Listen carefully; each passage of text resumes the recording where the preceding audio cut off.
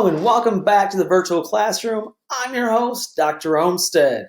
Today's topic is the New Deal. It's time to get undepressed. Maybe. Now, before we begin, as always, take a moment, jot down that lecture outline on your right, and then pay particular attention to all those long list of key terms there on your left. You got it? Let's get started. Now, as we were talking about, the Depression sucks. It's bad. Life in our country is miserable, and on the heels of that, we get a new president who is promising what he called a New Deal because the old deal apparently was not working. So who is Franklin Delano Roosevelt? FDR was a relative of Teddy Roosevelt. Fun fact, he had met his future wife, Eleanor Roosevelt, in 1902. They were technically fifth cousins once removed, and they officially got married in 1905. He started his career as a lawyer, and eventually moved into politics and won the presidency after being governor of New York for one term. But far more important as far as what people often recognize him for was the fact that he was confined, for the most part, to a wheelchair. In his early 30s, in August 1921, in his late 30s, FDR had contracted an illness that left him paralyzed from the waist down. Now, the general consensus is that it was polio. Now, there has been some dispute in recent years that maybe it was a different disease, and it is somewhat irrelevant. But just so you're aware, that he was no longer able to use his legs. But FDR was a very proud man. He was a strong man. And he understood that people may not support a man in a wheelchair. And he felt it was very important to portray strength, especially in 1932, when our country is in the midst of a depression. And therefore, to bolster his public image, to appear strong and show strength, he had his legs and his hips fitted with these iron braces. And he actually taught himself how to walk. Again, he's paralyzed waist down. But thanks to these braces, he was able to teach himself how to walk short distances. He could swivel his torso and support himself with a cane. So even trying to walk across the White House lawn was incredibly painful for him. He couldn't do a leisure walk, but he would do a short walk just to be basically photographed and walk up to give a speech and so forth. In private, he used a wheelchair. And then when he got up to give a speech, he would actually hold himself up with his arms, support his weight while he gave the speech with his arms. Again, incredibly powerful, incredibly strong, and also incredibly, his strong will to be able to do this. Now, it's a very interesting difference, though, because think about that today. If you had a person with a secret like that, it would be on the nightly news. Because generally speaking, the philosophy of the news is if it bleeds, it leads. In other words, if it's a story that's going to be scandalous, it's going to be the front page story of our news topic tonight because you want to draw viewers. But for the most part, there are very few images of FDR in a wheelchair because the media realize that we're in a depression. We need to show unified strength. So in 1932, he promises a new deal for the American people, a departure of the failed policies of Herbert Hoover. He was very cheery. His campaign song was the song Happy Days Are Here Again. Again, trying to restore confidence and make America great again. And above all else, he wanted to give people hope. And of course, he wins in a massive vote. Again, I have no idea what Pennsylvania was thinking. He wins 57% of the popular vote, and he wins all but 6 states. But what made FDR so powerful was not only was he willing to try things, but he was willing to embrace and harness this brand new medium of mass media. And he's one of the first global leaders, him and Adolf Hitler, to harness the capabilities of mass communication. He would use the radio to broadcast and reach the entire nation at one time. And again, radio is not new, directly new in 1932, but the way he used it was. He would give what he called fireside chats. These were evening radio speeches that he offered between 1933 and 1944.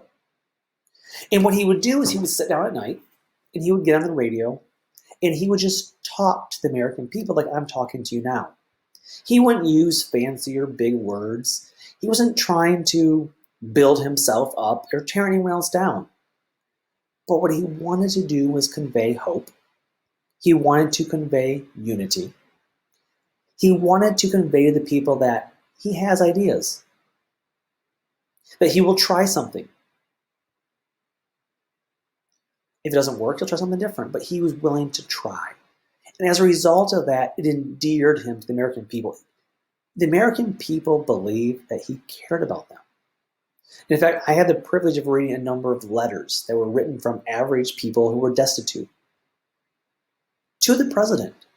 And what I was struck by when I read these, they were not these, fluffy political style letters of grandeur, like, oh, thank you so much. You are the greatest leader. Thank you for packing the Supreme Court and doing, no. These were very personal, small requests. Things like, my husband's out of work. Can you just help him find a job? We're going to lose our home if we don't, get $50. Anything you can do to help us. They were very small, very personal requests because people felt that FDR truly cared. Now, of course, one of his most famous speeches he ever gave is One Third of a Nation speech. He said that says, quote, the test of our progress is not whether we add to the abundance of those who have much, the rich. It is whether we provide enough for those who have too little. Think about that this is from his second inauguration speech in 1937, but think about that for a minute. Think about how that compares to Herbert Hoover, Calvin Coolidge, Andrew Mellon, Warren G. Harding. Remember, their whole philosophy was welfare capitalism, trickle-down economics. Make the rich richer. And FDR says no. Roosevelt says no, you don't want to add more to the people who already have stuff. You need to provide enough so people who don't have enough can survive. And again, people believed he was there. You see the picture on the right there. And I don't know if you can read it or not, but look around his leg right here. The forgotten man. Who felt forgotten thanks to the policies of Herbert Hoover living in Hoovervilles. And here's FDR there to help him one-on-one. Again, that personal connection between the president and the people. Now, what's interesting about when he takes over, remember, on average, we had 25% unemployment. It's an unmitigated, unprecedented disaster that he steps into. But rather than just blame his predecessor,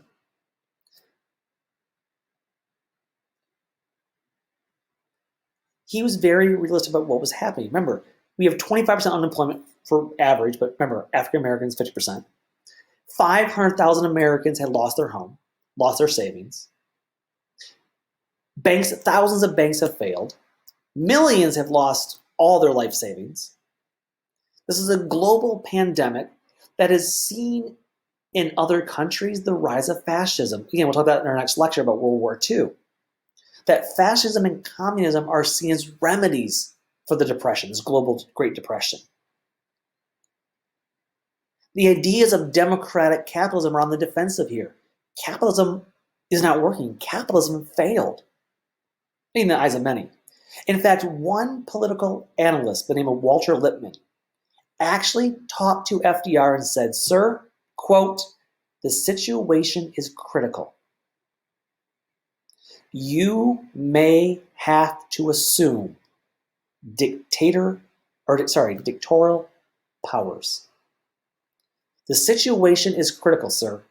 You may have to assume dictator powers, unquote. And again, we'll talk about this in our next lecture, but Hitler did that. Again, he's an evil, vile, despicable man who deserves to rot in hell for what he did. But he took dictator powers and got Germany out of the Depression. Mussolini in Italy did the same thing. Japan did the same thing. Not fascism per se, but military. It worked over there. And so there were some in the government, political people, who advised, said, hey, you should assume dictator powers, at least just temporarily, just temporarily. But assume dictator powers and lead us out of this depression, sir. But FDR said no. Even though, to be fair, many Republicans and conservatives did feel that he came close at times, because he did take very decisive executive decision. He would see an expansion of the executive branch like no other president in history. Those weak Republican presidents of the 1920s are over. He picked up where Theodore Roosevelt and Woodrow Wilson left off. In many ways, FDR kind of wraps up the progressive ideals. Now, FDR sits down, remember, he's inaugurated in March of 33, and he sees three major challenges that he's going to address in what's called the first New Deal. We need financial recovery and relief, we need industrial recovery, and we need agricultural recovery. If you think about it, we need financial recovery and relief, shore up our economic system, our banks. We need to recover our industrial system because, well, if you're not producing goods, you're not hiring people and putting people to work. And you need agriculture because Dust Bowl. So we got three things we got to do here. And so what this first part of this is, and again, we have two distinct phases of the New Deal. Remember, his philosophy here is try something. There's no silver bullet that will lead us out of this crisis. No, it's unmitigated, unprecedented disaster. And the New Deal, if you want to sum it up at its heart, was a process of trial and error. Lots of error. It was okay. At least try something. See, FDR was a pragmatist. He would say, take a little from column A, take a little from column B, try something. Try a variety of approaches. He once explained his New Deal saying, quote, take a method and try it. If it fails, admit it frankly and try another, unquote. This was a New Deal in a nutshell. And again, we understand it through his history as being two distinct phases of the New Deal. We have the first New Deal from 1933 to 1935, wherein the main concern was responding to the direct crisis and stop the bleeding. The second New Deal was designed to actually recover the economy. So first New Deal, stop the bleeding, stop the hemorrhaging. The second New Deal was designed to actually boost the economy. Now, again, we can argue the effectiveness, long-term impact, all this stuff is debatable. But this is what the ideal definition is. So, first New Deal, we have this three-pronged strategy. Fix the financial recovery relief, industrial recovery, and agricultural recovery. And Hoover hit the ground running. What you see on your screen are just some of the acts that became known as the first 100 days, the first 100 days. During the first 100 days, Hoover enters the presidency on a wave, right? He's got a popular mandate. He basically swept the Electoral College, and he ushers in this kind of grace period known as the first 100 days. We still talk about it today, like every time a president's elected, the first 100 days, because that first 100 days, they usually haven't done anything bad yet, for the most part. And therefore, it's a time where people are excited, the American public's excited, and you get a lot of things done. In this case, every request that FDR made in that first 100 days, Congress said yes. They even passed some things that he didn't even want because they were trying things. So what does it look like in practice then? So you have all these different acts. We're talking about some of them, but these are things that again, these are examples. So what does it look like in practice? Remember, the first thing is fix the financial system. So on his second day in office, FDR called Congress to a special session and got them to pass what was called the Emergency Banking Relief Act. So, second day in office in March of 33, Congress will push through the Emergency Banking Relief Act. What is it? Well, first of all, what this did is it declared a 4-day banking holiday. In other words, all banks across the country will close for 4 days. During this time, the banks will be inspected for viability. Are these banks stable? Are they secure? And after the federal government examines them and determines that they are sound, they will be permitted to reopen. And for those who were still in trouble, the government would step in and help manage them through government managers. Again, could FDR have taken over the banks here? Yeah, he could have. He could have said the banks, left to their own devices, failed. In fact, they were the leading cause of the Depression. They failed. He could have basically said, no more banks. The government's going to own it. But he didn't. Instead, what he did is he closed the banks for 4 days to see if they were sound. But that doesn't solve the problem. Remember, if you were an American in this time, would you felt comfortable putting your money in a bank? I mean, you just lost your life savings. No one in the right mind is going to do that. So you close the banks for 4 days. So what? What's that prove to you as the average American? So what does he do? During those 4 days, FDR goes on the radio, gives a fireside chat, and says, guys, this is what the bill is. We close them for 4 days. We're going to appoint managers to help those in struggle, make sure they're sound, then they're going to reopen.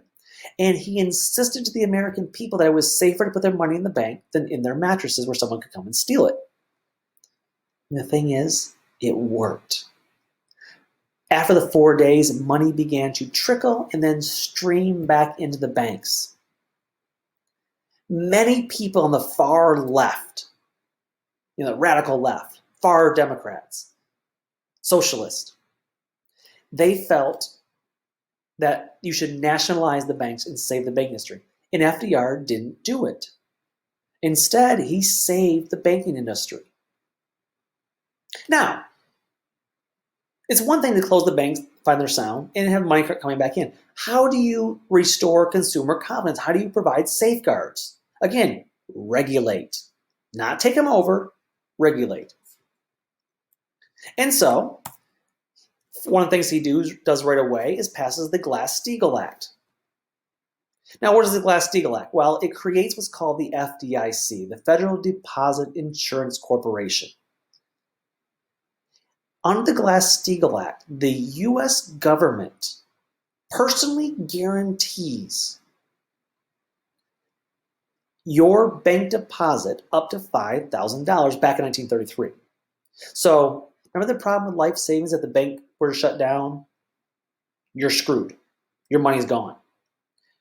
After the Glass-Steagall Act, if the bank were to shut down, the federal government will pay you however much you have invested or put into the bank, up to $5,000. Now, by the way, we still have it today. Only now, it's gone up a little bit in value. You see the sticker there that I remember always growing up was the FDIC, up to $250,000. In addition, the Glass-Steagall Act said, that speculative banking abuses, private banks that invest in private individuals, like for cars, loans, and houses, they need to be separate from commercial banks because commercial banks, they do all this stuff on Wall Street, and you can't have banks being irresponsible with the American citizens' savings accounts. And so the Glass-Steagall Act was designed for two things. A, provide insurance, a safety net to fall back on if the bank failed. And then secondly, separate the commercial and residential side of things so that those commercial banks aren't using your money to do these risky ventures and loans. And then the third thing with this, created the SEC in 1934, which was a regulation of the stock market to eliminate those illegal and risky behaviors of Wall Street. Again, this does not take over the economy. This is regulation. This is reform. So, when it came to financial recovery, it works. Very quickly, he's able to help recover and shore up our financial institutions. Does this mean the Depression's over? No. In fact, when we go back to that graph from the last lecture, we're still sinking pretty low. But things are not going deeper now, right? We're not going further and further down. We're flattening that curve. How do you put people back to work now? How do you actually get people back to work? Well, one possibility was paying direct money to the people, just give people money. And he resisted that because he was not someone who was wanting to give out free handouts. He believed you should work for your money. And so FDR instead created a couple government programs that were government jobs programs. The first one was the CCC, the Civilian Conservation Corps. And this one was a program, a government program, that would give work to unemployed, unmarried men between ages of 18 and 25. And basically, you would live in a work camp and you would do things like, I don't know, plant forests. Like, so all these like Great Plains regions that were deforested, start planting trees again to help prevent soil erosion. Things like building bridges and building roads, work in recreation areas, soil conservation products. In fact, one of my favorite stories is if you go to the Upper Peninsula of Michigan, look at the beautiful forest up there, you will notice that many of the trees are in nice, neat, straight rows. Why? Because they were replanted after being deforested during the 1930s thanks to the CCC. These young men went and did that. Now, while the men were there, they would be paid $30 a month to do this work. $25 went back to the rest of their families. And they lived on $5 a month, and they lived and ate and worked in these work camps. And many of them actually helped them earn their high school diplomas while they were there. Now, was this a racist program? That's always a question when it comes to any government program. And the answer is, it's complicated. Did FDR create it as a racist segregationist program? No. However, in states, especially places like Texas, who had Jim Crow laws and were very racist by nature, the CCC camps were racially segregated. And many, here, especially here in Texas, African Americans were told, no. The CCC is only for white people. You can't join. Camps are only for whites. And therefore, less than 5% of the total enrolled were African American here in Texas. Now, this was a success, though, and then he expanded to another program in 1935 known as the WPA, Works Progress Administration. Again, this is a very similar idea as far as it's a government works program. And again, it's providing millions of federal jobs to unemployed Americans. And again, we see lots of things around our country still impacted by this. Things like, again, monument building, bridges, roads, airports, schools. A total of some 9 million Americans would obtain work in the WPA. So what do? Well, yes, roads, but also more mundane things, art centers. So it wasn't just physical labor always. So you could get older people, or you could get, other groups of people to do these things that weren't necessarily manual labor for young people. Art Center, New Mexico. Teaching art classes to children. And yes, even blind children. Again, these were a wide range. You see the sign in the back right there, right? See it up here? USA Work, WPA. They also did theater. Now, if you ever take European history, I'm sure you're going to read Candide. It's a great read. But they're putting on a play of it. WPA would pay people to paint murals in museums, again, for arts. But again, it's about putting people to work. There's one in Detroit. Now, one of my favorite things that WPA did They went out and interviewed formerly enslaved African Americans. So these mostly white people were hired by the government under the WPA to go conduct interviews of elderly, formerly enslaved African Americans. And they would just have them recount what life was like on the plantation.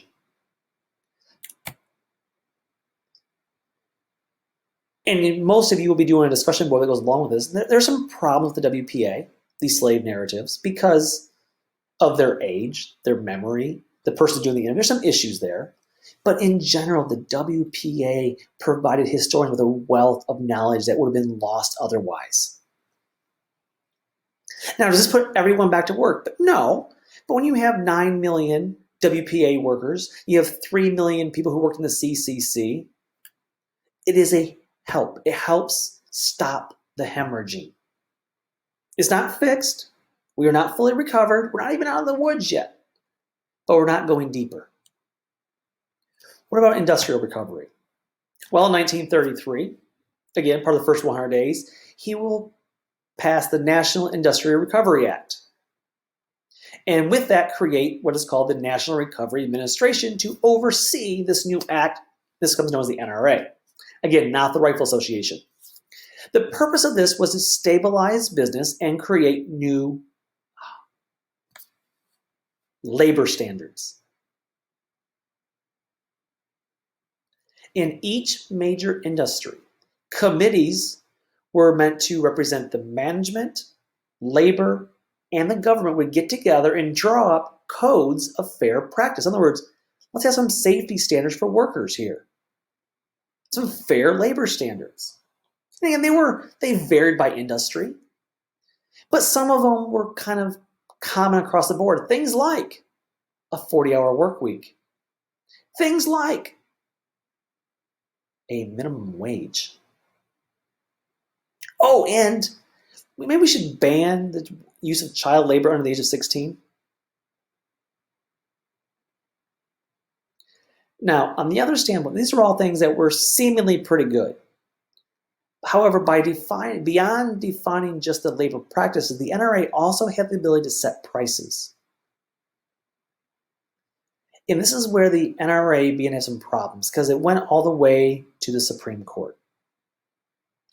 And the Supreme Court in 1935 ruled the NRA, the National Industrial Recovery Act, unconstitutional. The government can't fix prices.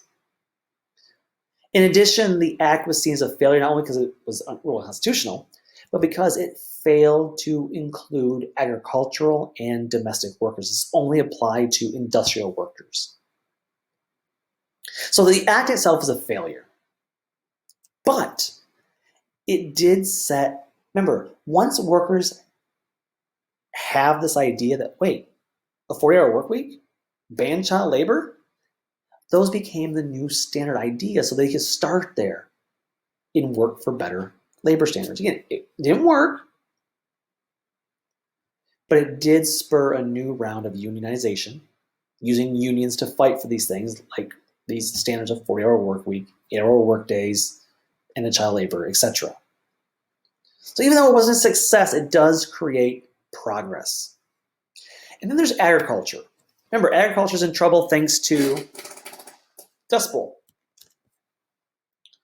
And so, as for the third prong, agricultural recovery, the first New Deal saw the passage of the AAA, Agriculture Adjustment Act. Essentially, the government paid farmers to slow down or stop farming. Why? Again, this sounds weird to most people. Like, the government's paying you not to farm? True. The reason was, though, was that if you want to drive up the cost, increase the cost or value of produce, you got to start producing so much. The problem for farmers was, if you don't produce on all the land, you're wasting money, right? You're wasting the land potential.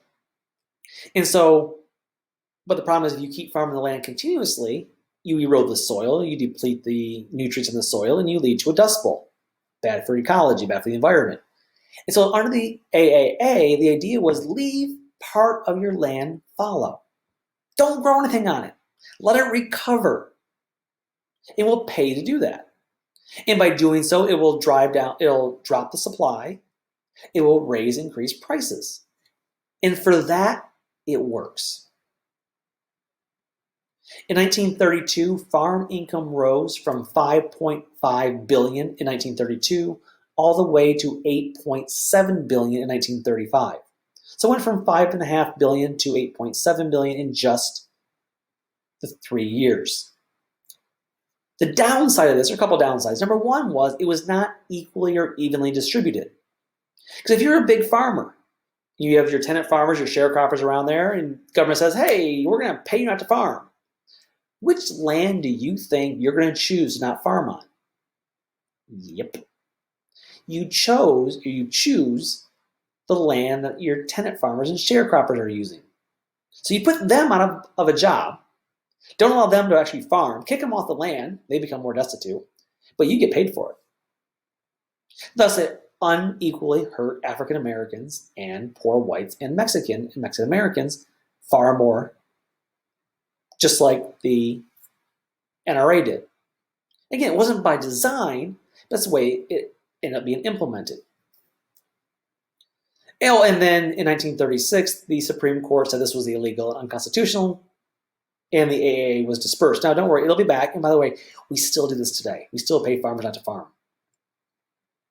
Now, during these first few years, FDR was incredibly popular. And Democrats were being richly rewarded by increasing their numbers in the House and the Senate.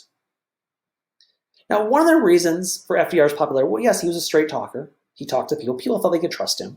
He was doing something. He was also popular because of his wife.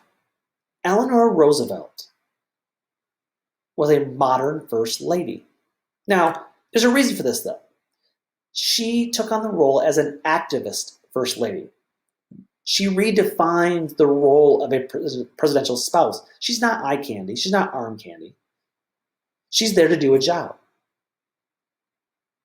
She would crisscross the nation, giving speeches, drumming up support for New Deal programs. Now, on the one hand, it's very practical. Remember, FDR couldn't do this because he was in a wheelchair. She could. She was the one who would go and meet not just with whites, but she would meet with black leaders. And she became a strong proponent of African American civil rights. In fact, years later, after Roosevelt is gone, she will be a representative of the United Nations to push for rights for everyone, for minority, especially for African Americans here in the United States. She's a wonderful woman, case study to talk about civil rights. She also was endeared to the American public because she had a weekly column in the newspaper.